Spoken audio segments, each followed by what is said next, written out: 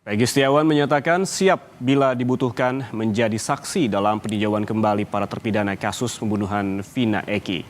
Ini merupakan langkah Peggy memberikan bantuan hukum kepada para terpidana. Permohonan pra-peradilan dari pemohon dikabulkan.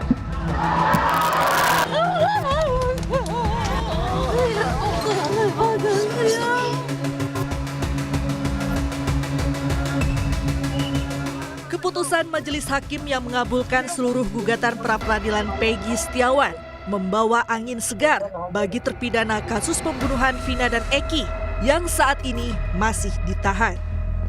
Kuasa hukum 7 terpidana kasus Vina menyatakan tengah proses mengajukan peninjauan kembali. Mujizat ya, buat Peggy, buat kami itu jalan masuk untuk kita lebih banyak mengumpulkan bukti-bukti dan saksi-saksi dalam rangka kami menyusun novum untuk PK. Ya mudah-mudahan lah, ini udah ada jalan masuknya, banyak kejanggalan dan lain sebagainya. Ya itu nanti kami akan rangkaikan dalam satu bentuk uraian kejadian beserta dengan bukti-bukti. Saat ini, baru satu mantan narapidana kasus Vina, Saka Tatal, yang sudah mengajukan peninjauan kembali dugaan salah tangkap ke Pengadilan Negeri Cirebon untuk memulihkan nama baiknya.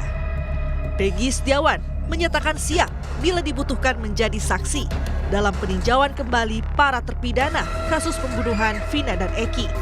Ini merupakan langkah Peggy memberikan bantuan hukum kepada para terpidana. Jika Mas Peggy dimintai untuk saksi, bersedia? Jika memang dibutuhkan, ya saya insya Allah bersedia. Namun kan karena nggak ada terkaitan sama saya sih ya, saya serahkan kepada kuasa hukum gitu. Oke, berarti akan. Intinya sih siap-siap. Iya, jika dibutuhkan.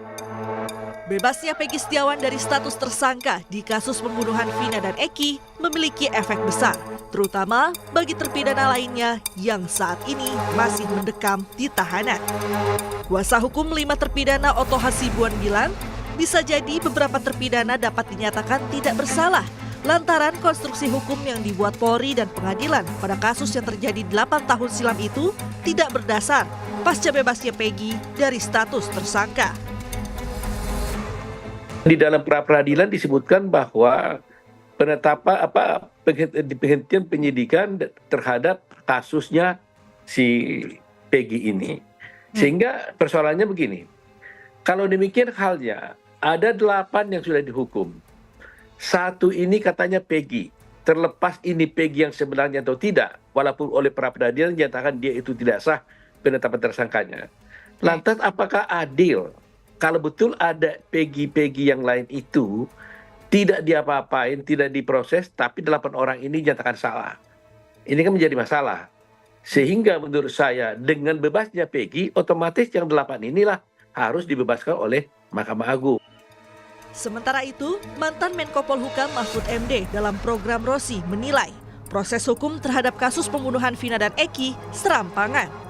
Hal ini terbukti setelah Peggy dinyatakan bebas dalam sidang pra-peradilan. Mahfud menyebut, dengan pembebasan Peggy seharusnya bisa membebaskan 7 terpidana kasus Vina lainnya karena pelaku didakwa dengan dakwaan yang sama. Kalau tidak serampangan kan begitu diputus dicari. Dan orangnya kan itu juga kalau memang sejak awal. Lalu serampangan yang kedua, katanya 3. Lalu diumumkan yang 2 itu fiktif, tidak ada. Gitu. Padahal itu putusan pengadilan, ada 3 DPO. Dakwaan jaksa yang kemudian dicantumkan di putusan pengadilan di dalam proses persidangan itu disebut. Ini kan serampangan namanya gitu. Sehingga waktu itu saya hanya menyatakan yaitu lebih dari unprofesional, itu kira-kira akan melindungi nama seseorang dan mencari kambing hitam. Itu sudah bisa mulai dipakai sebagai novum. Tinggal dalil-dalil yang dipakai nanti oleh pengacaranya bahwa yang 7 ini harus bebas dong.